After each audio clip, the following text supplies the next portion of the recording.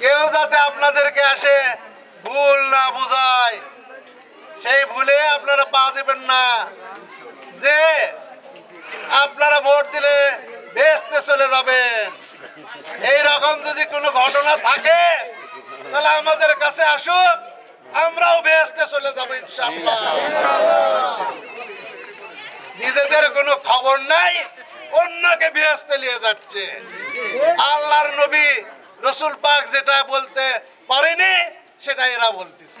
যারা মুনাফিক তাদের কথা শুনবেন না, মুনাফিকদের কথায় পা দিবেন না।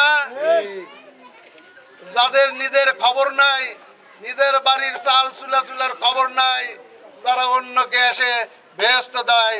এখানে হাত দিয়ে কয়, এখানে হাত দিয়ে বলেন আপনি ইয়েকে ভোট দিবেন, তারপরে বলে যে এখানে তো কোরআন শরীফ রাখা আছে, আপনি কিন্তু কোরআন শরীফ দিয়ে শপথ করেছেন। এই যে মুনাফিকি কাজগুলো যারা করে, এই প্রতারণার ফাঁদে আপনারা পা দিবেন না। আপনারা সকলেই বিএনপির মানুষ, বিএনপির পক্ষে থাকবেন।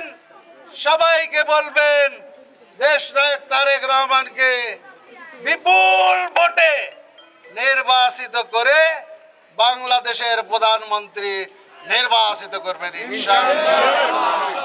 উনি প্রধানমন্ত্রী হলে আরো সুযোগ সুবিধার সৃষ্টি করে দিবে, আপনাদের জীবন মান উন্নত হবে ইনশাআল্লাহ।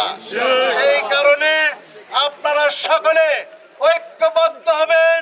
দেশ নায়ক তারেক রহমানকে ধানের শীষে এত ভোট দিবেন যাতে তার প্রতিদ্বন্দ্বী প্রার্থী লজ্জাবোধ করে ভোট দিবেন।